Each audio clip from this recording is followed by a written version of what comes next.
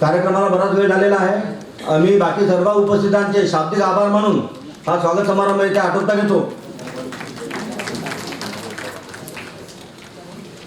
आरकेआयचे मुंबई अध्यक्ष आयुष्मान गौतम सोनवणे साहेब आले आहेत, त्यांचं स्वागत कारभारी कुशल किंवा भाऊ मंडळ यांचं काय भाऊ कडे असं विधान विनंती करतो।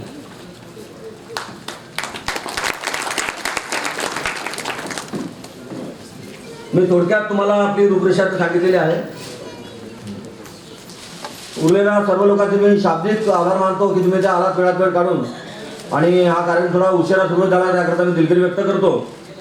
त्याच्यानंतर आपला जो मुख्य कार्यक्रम आहे डॉक्टर बाबासाहेब आंबेडकर यांचा 124वा तसेच छत्रपती शिवाजी महाराज यांचा 328वा आपण जो संयुक्त जयंती महोत्सव साजरा करतोय त्याकरता आपण या कार्यक्रमाला विशेष वक्ते म्हणून आपण त्यांना निमंत्रित केलेलं आहे। ते राजाराम पाटील साहेब यांना मी विनंती करतो की त्यांनी या आमच्या या कार्यक्रमाबद्दल 2 शब्द बोलावे। IIT Mumbai SC/ST OBC employees welfare असोसिएशनतर्फे या संयुक्त कार्यक्रमाचं आयोजन केलेलं आहे। छत्रपती शिवाजी महाराज जयंती आणि बाबासाहेब आंबेडकर जयंती या कार्यक्रमासाठी अनेक मान्यवर इथे आहेत। आम्हा सर्वांचे नेते माननीय खासदार रामदासजी आठवले साहेब, देवांग खक्कर साहेब संचालक IIT पवई, सुभाषी चौधरी साहेब deputy director IIT Powai, doctor RM Premkumar, Shrikant Patil, doctor Indu Saxena, Shri Ganesh Varkade, Arun Chabuskar आणि विजय कोवे आणि महातेकर साहेब आणि त्या ताई आहेत त्यांचं मला नाव माहीत नाही, इंदू सक्सेना। बंधू आणि भगिनीनो, आपल्या इथे सगळे मान्यवर बसलेले आहेत। 2 महापुरुषांच्या बद्दल आपण इथे विचार करायला आलो।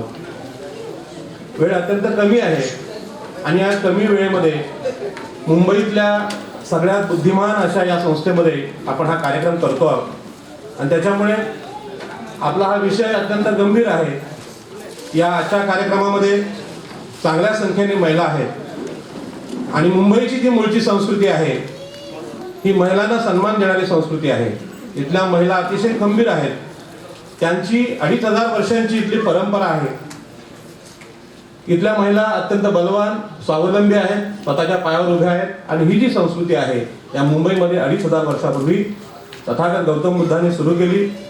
त्या संस्कृतीने इथल्या महिलांकडून कधी लग्नात हुंडा घेतला नाही, किंबहुना घरात महिलांना अधिकार दिला, मुलींच्या जन्माचं स्वागत केलं। ती जी संस्कृती आहे त्या देशात पसरलेल्या मनु संस्कृतीच्या विरोधातली परंतु जगाला चांगला विचार देणारी संस्कृती आहे आणि ती संस्कृती इथल्या आगरी कोळ्यांची, आई एकविरेची, तथागत गौतम बुद्धांची संस्कृती आहे। या दोन्ही विचारांना मी पहिल्यांदा आदर व्यक्त करतो आणि आपल्या या कार्यक्रमाला सुरुवात करतो।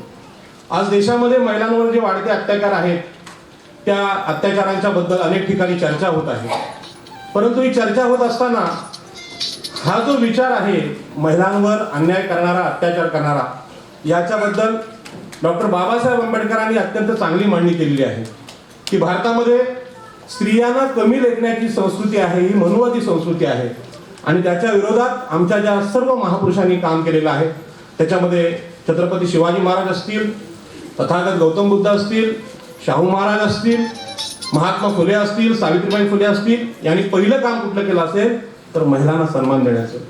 या अंगाने छत्रपती शिवाजी महाराजांचं काम आहे त्याची थोडक्यात ओळख मी करून देणार आहे।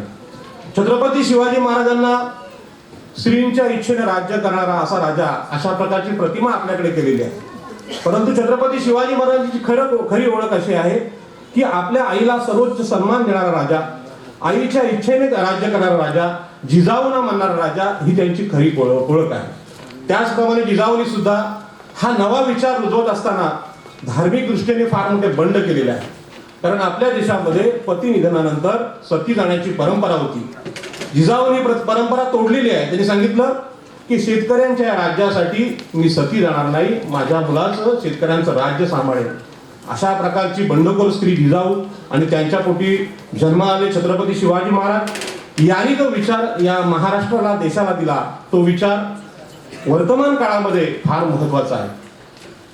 याचं कारण असं आहे की छत्रपती शिवाजी महाराजांच्या नावानं अनेक आज राज्यकर्ते राज्य करतात, किंबहुना त्यांचा विचार समोर ठेवून आपल्या सर्वसामान्य शेतकऱ्यांना फसवलं जातंय। अशा काळामध्ये छत्रपती शिवाजी महाराजांचं आपल्या आईला सन्मान देणं ही जी ओळख आहे ही खूप मोठं काही तत्वज्ञान सांगणारी ओळख आहे। छत्रपती शिवाजी महाराजांनी जे महाराष्ट्रात काम केलेलं आहे, भारतात काम केलेलं आहे, एक राजा म्हणून अनेक राजे असताना त्यांना आम्ही एवढं डोक्यावर घेतो याचं कारणच असं आहे की छत्रपती शिवाजी महाराजांनी पहिल्यांदा जमिनींचं फेरवाटप केलेलं आहे की ज्या शेतकऱ्यांकडे भारतातल्या 85% ओबीसी SC NT या बहुजन समाजाकडे कसायला जमिनी नव्हत्या, दुसऱ्यांच्या शेतामध्ये ते काम करायचे आणि महाराजांनी ओळखलं की या सगळ्या जनतेला जर कृतीशील करायचं असेल, देशाच्या विकासात आणायचं असेल तर यांना जमिनी दिल्या पाहिजे आणि म्हणून छत्रपती शिवाजी महाराजांनी त्यांना कसायला जमिनी दिल्या आणि कसायला जमिनी दिल्यानंतर शेतकऱ्यांनी सांगितलं की आम्ही दुसऱ्यांच्या शेतात काम केलं, आमच्याकडे नांगर नाही. छत्रपती शिवाजी महाराजांनी त्यांना नांगर दिले. नांगर भेटल्यानंतर त्यांनी सांगितलं आमच्याकडे बैलच नाहीत, बैल दिले. बैल दिल्यानंतर सांगितलं आमच्याकडे बियाणं नाही, त्यांनी बियाणं दिलं. आणि एवढंच नाही तर आता बियाणं पेरल्यानंतर 4 महिन्या 5 महिन्यानंतर पीक येणार, तोपर्यंत खायचं काय? शिवाजी महाराजांनी बिनव्याजी कर्ज दिलं. त्या गोष्टी तुम्हाला मुद्दामून सांगतो. छत्रपती शिवाजी महाराजांचं नाव घेणारे राज्यकर्ते शेतकऱ्यांशी असं वागतात का? किंबहुना स्वातंत्र्यानंतर परिस्थिती फार उलटी आहे. ज्या बहुजन समाजाच्या शेतकऱ्यांना मिळालेल्या जमिनी होत्या त्या जमिनी वेगवेगळे कायदे करून काढून घेण्यात आल्या. MIDCचा कायदा आहे, तुम्हाला माहिती आहे. मुंबई ठाणे रायगडची आमच्या आगरी कोळी समाजाची जमीन या विकासासाठी काढून घेतली गेली. ते शेतकरी भूमिहीन झाले. नवीन नवीन कायदे आले, सेज आला, सिडको आली, MIDC आली, नैना आली, MMRD आली. याच्यामध्ये ज्या जमिनी जातात त्या नवीन मिळालेल्या जमिनी गेलेल्या आहेत आणि जे जमीनदार पूर्वीचे आहेत त्यांच्या जमिनी तशाच पाहायला मिळतात. छत्रपती शिवाजी महाराजांच्या विचाराला काळीबाप असणारी ही जी राज्यकर्त्यांची जमात आहे ती देशाला अशा प्रकारे अराजकतेकडे नेऊ शकते. बंधू आणि भगिनींनो, छत्रपती शिवाजी महाराजांचा जमिनीच्या संदर्भात विचार आजही चर्चेला येतोय. नवीन भूसंपादन कायदा येतोय. शेतकऱ्यांची मतं विचारात घेतली जात नाहीत. आमच्या रायगडचे शेतकरी आम्ही यासाठी लढतोय. छत्रपती शिवाजी महाराजांचा हा विचार सगळ्यांना भावतोय म्हणून छत्रपती शिवाजी महाराजांना घराघरामध्ये डोक्यावर घेतलं जाते. किंबहुना प्रबोधनकर ठाकरेंच्या भाषेत सांगतो मी की एका पारड्यामध्ये 33 कोटी देव ठेवले आणि दुसऱ्या पारड्यामध्ये छत्रपती शिवाजी महाराज ठेवले तर 33 कोटी देवांना तोलण्याची ताकद छत्रपतींच्या जीवनामध्ये पाहायला मिळते. एवढा मोठा विचार. बंधू आणि भगिनींनो, आणखी एक मी गोष्ट इथे सांगेन छत्रपती शिवाजी महाराजांची, की गोष्ट मला आवडली. परवा अंबरनाथला नेव्हीच्या एका संस्थेमध्ये कार्यक्रम होता आणि त्या संस्थेमध्ये नेव्हीची शस्त्रास्त्र तयार केली जातात आणि त्या संस्थेमध्ये विशेष म्हणजे आंबेडकर जयंती होती आणि पहिल्यांदा ती झाली आणि मला बोलवलं होतं की तुम्ही याच्यावर बोला. डॉक्टर हस्तक नावाचे फार मोठे अधिकारी तिथे होते. आज जसे आपल्या या संस्थेचे IITचे अनेक अधिकारी इथे आहेत आणि ते इतके बुद्धिमान अधिकारी, त्यांच्यासमोर माझ्यासारख्या शेतकऱ्यांनी बोलायचं काय? म्हणून मी माझ्या शेतकऱ्यांच्या भाषेत सांगितलं की या देशामध्ये 100% लोक पकडली म्हणजे 100 माणसं पकडली तर मनुस्मृतीने लढण्याचा अधिकार फक्त 15% लोकांना दिला होता. त्यामध्ये ब्राह्मण, क्षत्रिय, वैश्य आणि उरलेल्या 85% लोकांना शस्त्राचा अधिकार नाही. एखाद्या परक्या देशाने जर आमच्यावर हल्ला केला तर या 15% लोकांनी फक्त लढायचं, बाकीनी लढायचं नाही. त्यांच्यात लढायची उर्मी असून सुद्धा ते लढू शकत नव्हते. त्या 15% लोकांमध्ये 50% स्त्रिया, वृद्ध आणि मुलं हे जर पकडली तर जेमतेम 3 ते 4 माणसं लढायला उरायचे. मग 100 3 लोकांना जर कापून काढले एखाद्या परदेशी आक्रमकाने तर देश हारायचा. आणि अशा प्रकारे एवढ्या मोठ्या बलाढ्य देशाचा पराभव मुस्लिम आक्रमक असतील, इंग्रज असतील, पोर्तुगीज असतील यांनी सहज केला. छत्रपती शिवाजी महाराजांनी याची मांडणी जरी लेखणीत केली नसली तरी एक काम केलं की 6 महिने शेती करणाऱ्या शेतकऱ्यांना सांगितलं की तू 6 महिने नांगर धर आणि 6 महिने शस्त्र हातात घे आणि जो मावळा आहे, जो गरीब शेतकरी आहे, मागासवर्गीय आहे, त्याला या स्वराज्याचा सैनिक म्हणून उभं केलं. आणि म्हणून शिवाजी महाराजांच्या नंतर सुद्धा अशा प्रकारचे सैनिक उभे राहिले की राजा नसताना ते लढत राहिले. छत्रपती शिवाजी महाराजांनी मनुस्मृतीच्या भाषेत ज्यांना शस्त्रांचा अधिकार नव्हता त्यांना शस्त्रांचा अधिकार देऊन फार मोठी आपल्या देशात क्रांती केली. हा जो गुण आहे हा बाबासाहेबांच्या जीवनात आपल्याला पाहायला मिळतो, तो पुढे मी सांगणारच आहे. त्याचप्रमाणे छत्रपती शिवाजी महाराजांनी चांगल्या गुणांची पारख करताना जात, धर्म हा भेद पाहिला नाही. कोकणामधले इथे लोक बरेच असतील. तुम्ही आज मुंबईमध्ये आहात. मुंबईच्या खाली रायगड आहे, रायगडच्या खाली रत्नागिरी आहे. त्या रत्नागिरी जिल्ह्यामध्ये केळशी नावाचं गाव आहे. त्या केळशी नावाच्या गावामध्ये एक दर्गा आहे याकूब बाबांचा. तुम्ही तिथे गेलात तर छत्रपती शिवाजी महाराजांनी त्या दर्ग्याचं काम केलेलं पाहायला मिळतं. अंदाजे 700 एकर जमीन त्या दर्ग्याला दान दिलेली आहे. छत्रपती शिवाजी महाराजांनी याकूब बाबांना आपलं गुरु मानलेलं आहे. ही गोष्ट महाराष्ट्राला आज माहीत नाही. किंबहुना त्यांची प्रतिमा अशी केली जाते की छत्रपती शिवाजी महाराज म्हणजे मुस्लिमांचे शत्रू आणि शिवाजी महाराजांचे गुरु ठरलेले आहेत. तर ही जी महाराजांची ओळख आहे आपल्याला नवीन असेल. मी आणखी एक छत्रपती शिवाजी महाराजांची ओळख आजच्या या मुंबईच्या धकाधकीच्या जीवनासाठी मुद्दाम सांगेन की मुंबईमध्ये आज वाहतूक समस्या आहे. एखादा पाहुणा कार्यक्रमाला यायचा असेल तर त्याला किती वेळ लागेल सांगू शकत नाही, एवढी घट्ट वाहतूक आहे. गाड्यांना चालायला रस्ता नाही, पार्किंगसाठी जागा नाही आहे. नवीन इमारतींचं परमिशन द्यायचं असेल तर खाली जागा किती आहे याची तपासणी आज नियोजन करणारे लोक करतात. मुंबईतल्या IITच्या विद्यार्थ्यांना सुद्धा प्रश्न पडावा की मुंबईच्या वाहतुकीचा प्रश्न सोडवायचा कसा. 400 वर्षापूर्वी छत्रपती शिवाजी महाराजांनी इथल्या आरमाराला जलवाहतुकीला प्रोत्साहन दिलं. तुम्हाला सांगतो, मी अलिबाग या गावचा आहे, रेवदंड्याचा आहे. आमच्या गावातले मासे, आमच्या गावातल्या शेंगा, आमच्या गावातली भाजी आम्ही अर्ध्या तासामध्ये शिडाच्या उडीने मुंबईला पुरवायचो. कोंबड्या असतील, बोकड असतील, सगळ्या प्रकारचे अन्नधान्य मुंबईला पुरवायचो. अर्ध्या तासात शिडाची उडी मुंबई बंदरात यायची.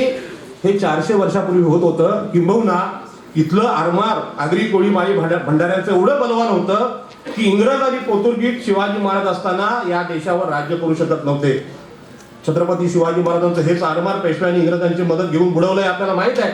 छत्रपती शिवाजी महाराजांचा आरमाराचा हा गुण आजच्या मुंबईच्या वाहतुकीला उपाय आहे. ही गोष्ट जर लक्षात आली तर एवढे मोठे फ्लायओव्हर, एवढ्या गाड्या, एवढ्या बस, एवढ्या रेल्वे.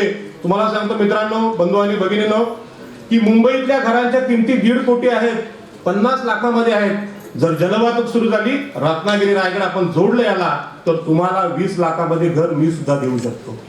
एवढं सोपं ते आहे. पण इथे जलवाहतूक सुरू केली जात नाही.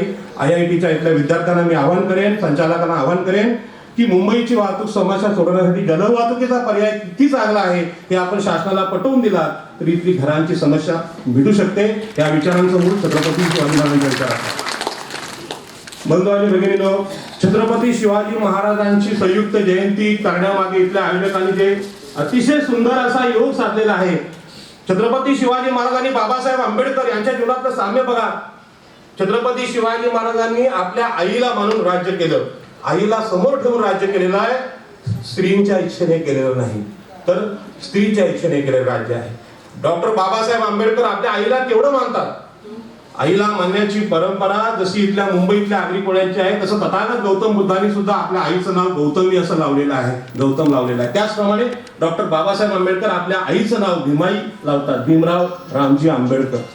आईला सन्मान देणारा एवढा मोठा महापुरुष या देशात येतो आणि आपल्याला संदेश देतो की या देशाला बलवान प्रगतिशील राष्ट्र बनवायचं असेल तर महात्मा फुल्यांच्या भाषेत, जोपर्यंत स्त्रियांना शिक्षण, संपत्तीचे अधिकार, जमिनींचे अधिकार तुम्ही देत नाही, तोपर्यंत हा देश कधीच बलवान होऊ शकत नाही.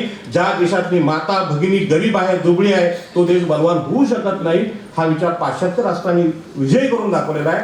आपल्याला डॉक्टर बाबासाहेब आंबेडकरांनी संविधानातून तेच सांगितलेलं आहे. किंबहुना सावित्रीबाई फुल्यांचा शिक्षणाचा विचार पाहिला तर मुलांना शिक्षण पहिलं द्यायचं की मुलींना, याच्यामध्ये मुलींना जर शिक्षण दिलं तर देशाची प्रगती लवकर होते. माझ्यासमोर अनेक भगिनी इथे बसलेल्या आहेत. या सगळ्या सावित्रीमाईंच्या शिक्षणाच्या आंदोलनाने पुढे आलेल्या आहेत. सरस्वतीच्या नाही, ही गोष्ट मी अत्यंत अभिमानाने इथे व्यक्त करतो. जे छत्रपती शिवाजी महाराजांनी केलं की ज्यांच्याकडे जमीन नव्हती, जे लेबर होते, जे कामगार होते, त्यांना जमिनींचा अधिकार दिला. डॉक्टर बाबासाहेब आंबेडकरांनी तेच केलं. याचा मी साक्षीदार आहे की आमच्या रायगड जिल्ह्यामध्ये अलिबाग तालुक्यामध्ये चरी हे गाव आहे. या गावामध्ये डॉक्टर बाबासाहेब आंबेडकर यायचे. डॉक्टर बाबासाहेब आंबेडकरांनी कोकणातले कुणबी, आगरी, माळी सगळ्या ओबीसीना एकत्र केलं, मागासवर्गीय आदिवासींना एकत्र केलं आणि कसेल त्याची जमीन हे आंदोलन उभं केलं. कारण या देशामध्ये आजही 85% लोकांना जमिनीचा अधिकार मिळालेला नाही. डॉक्टर बाबासाहेब आंबेडकर 1932चा जो खोती विरोध आंदोलन केलं, त्यामुळे आम्हा सगळ्यांना तसेच त्याची जमीन या न्यायाने कुळ कायदा भेटला.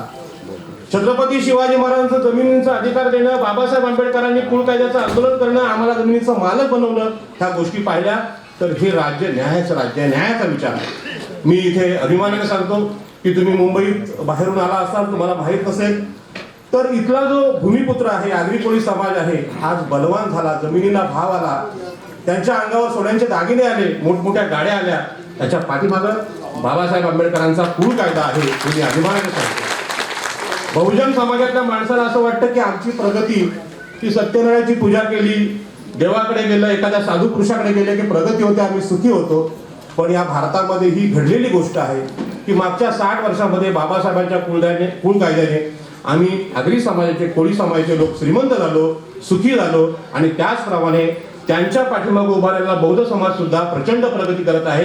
जगामध्ये जर भारताच्या प्रगतीचा अभ्यास करायचा असेल तर बौद्ध समाजाने 60 वर्षात केलेली प्रगती आहे याच्यावर पीएचडी धारकांनी अभ्यास करावा की अशा प्रकारची प्रगती काही नसताना जगामध्ये कुठल्या समाजाने केली नाही.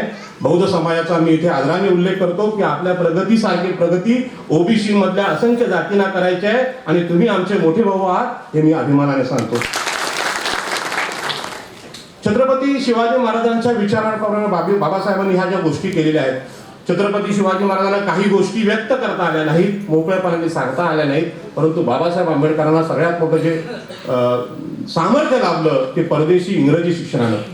शाहू महाराजांच्या जीवनाकडे आपण पाहिलं तर लक्षात येतं की शाहू महाराज हे मराठा समाजाचे आहेत आणि मराठा समाजाचा राजा असताना त्यांनी जे काम केलेलं आहे ते काम पाहिलं की लक्षात येतं की आताचे मराठा राज्यकर्ते आहेत आणि शाहू महाराज यांच्यामध्ये आपला फरक दिसतो. त्या फरकाचं कारण काय? एक आगरी समाजाचा नेता म्हणून याचा अभ्यास केला तर असं लक्षात आलं की शाहू महाराजांनी परदेशात जाऊन इंग्रजी शिक्षण घेतलं होतं. इथे पण त्यांना शिकवणारे शिक्षक इंग्रजी होते आणि इंग्रजी शिक्षणामध्ये स्त्रियांना अधिकार देण्याचं, मागासवर्गीय लोकांना अधिकार देण्याचं एक संस्कार आहे. शाहू महाराज जेव्हा पहिल्यांदा इंग्लंडला निघाले त्यावेळी इथल्या लोकांनी, इथल्या पुराणमतवाद्यांनी विरोध केला. त्यांनी सांगितलं की तुम्ही समुद्र उल्लंघन केलं तर तुमचा सर्वनाश होईल, तुम्हाला प्रायश्चित्त घ्यावं लागेल. शाहू महाराजांनी बंडखोरी केली. सांगितलं तुमचा शाप असेल तर शाप घेऊन जाईल आणि जिवंत परत येईल. आणि त्या राजानं इथल्या लोकांना बदललेलं आहे. पहिल्यांदा या महाराष्ट्रामध्ये सामाजिक न्यायाची, आरक्षणाची सुरुवात केलेली आहे.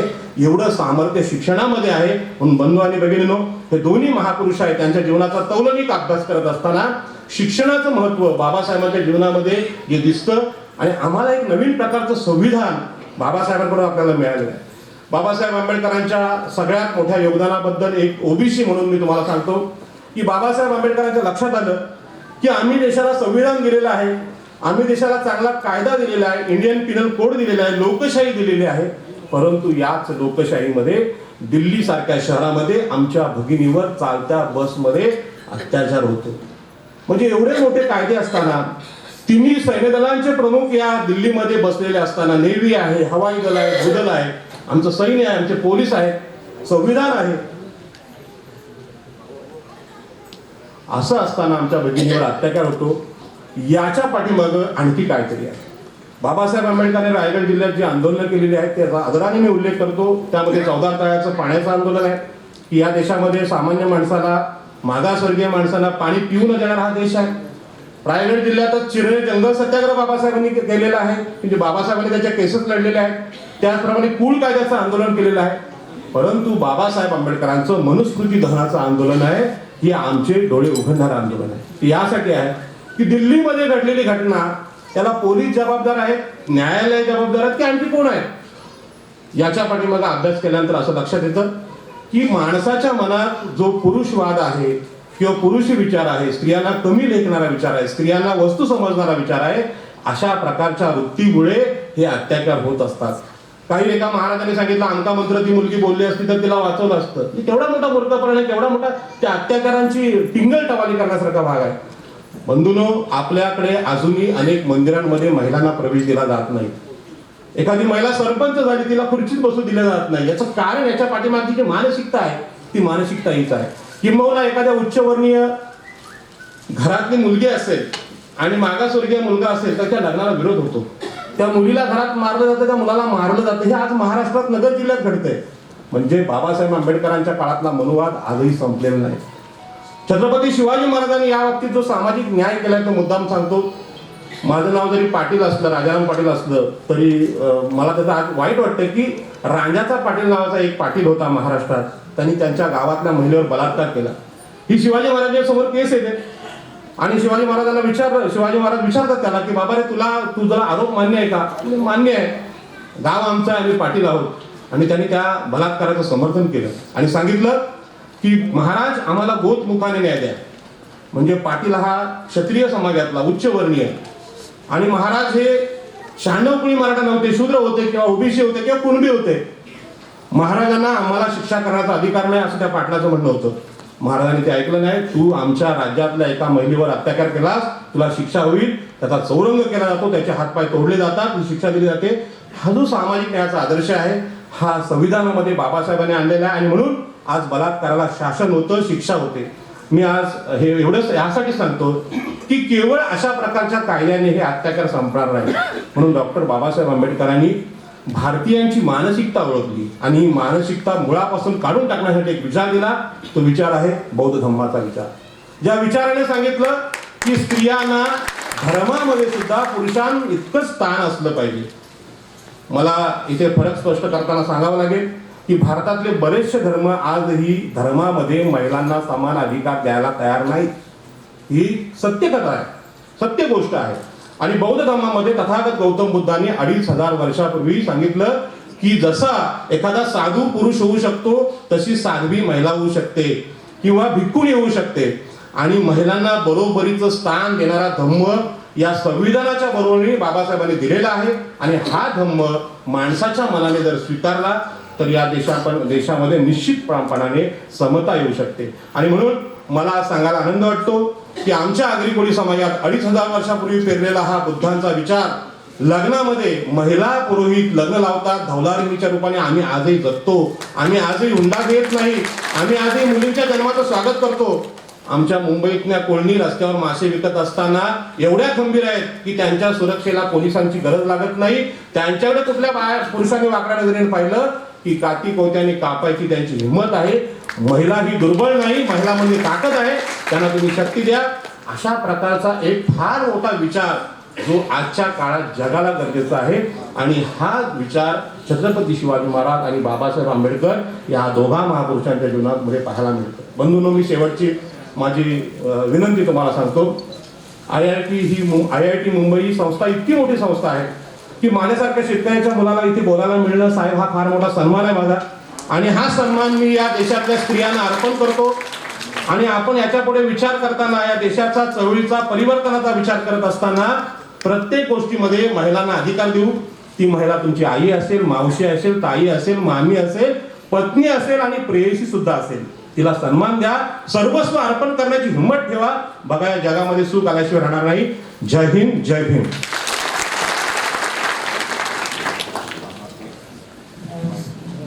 धन्यवाद पाटील साहेब. थोडक्यामध्ये आणि इतकं सुंदर रीतीने तुम्ही विशेषतः स्त्रियांच्या ह्याच्याबद्दल तुम्ही जो आम्हाला मार्गदर्शन केलं त्याबद्दल धन्यवाद.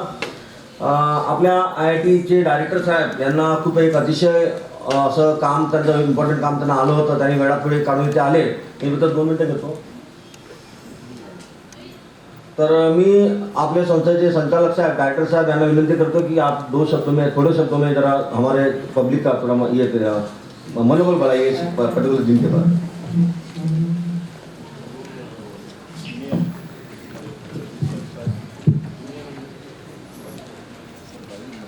नमस्कार. मैं आप सबका स्वागत करता हूँ. ये जो हमारा सेलिब्रेशन हो रहा है शिवाजी महाराज और डॉक्टर BR आम्बेडकर की जयंती का, मुझे बहुत खुशी हुई कि हमारे MKS ने ये प्रोग्राम बनाया है. और भी बहुत खुशी हुई कि माननीय रामदास जी अथवड़े हमारे साथ हैं आज और हम उनको सुन सकेंगे, उनकी विचारें सुन सकेंगे. दोनों डॉक्टर आम्बेडकर, छत्रपति शिवाजी दोनों बहुत महापुरुष थे. दोनों इसी महाराष्ट्र में ही जन्म लिया. और लेकिन उनका जो काम था पूरे देश में बहुत बड़ा जो इम्पैक्ट हुआ, बहुत लोगों को और बहुत सालों तक हम सबको उसका लाभ मिला है. अगर आप जो शिवाजी ने किया आप देखिए, आपने सुना, और डॉक्टर आम्बेडकर जिन्होंने हमारा कॉन्स्टिट्यूशन लिखा है, लाखों लोग को बहुत बेनिफिट मिला जो उन्होंने किया. तो मुझे बहुत खुशी हुई है कि आज इनकी जयंती मानी सेलिब्रेट कर रहे हैं। और मैं इतना कहूँगा कि जो अपना इंस्टीट्यूट है, हमने बहुत अच्छा माहौल बनाया रखा है सब के लिए, प्रोग्रेस के लिए, और सब एक साथ काम कर रहे हैं, सबको अपॉर्चुनिटी मिल रही है आगे बढ़ने की, और यही हम करते रहेंगे। तो ये 2 शब्द बोल के मैं आप सबको स्वागत करता हूँ और थैंक चाहता हूँ को बहुत धन्यवाद देता हूँ कि आए। शुक्रिया। धन्यवाद डायरेक्टर साहेब। मला इथे सांगावं असं वाटतं की आमच्या एमकेच्या माध्यमातून आम्ही जे काय कामं करतो, रजिस्ट्रार साहेबांची इथे आगमन झालं होतं तेव्हा आम्हाला वाटलं होतं की साहेबांची कार्यपद्धती खूप विशेष आणि खूप वेगळी आणि चांगली आहे। आम्हाला प्रत्येक मीटिंगचं मिनिट्स ते आम्हाला पाठवतात, जे आतापर्यंत कधी एमकेला मिळत नव्हते। आम्ही विशेषतः जो एक आमच्याकडे जे कंपल्सरी ग्राउंडचे जे लेबर्स आहेत, आपल्याकडे जे कामं करतात, कॅज्युअल लेबर म्हणून काम करतो ते कंपल्सरी ग्राउंडवर,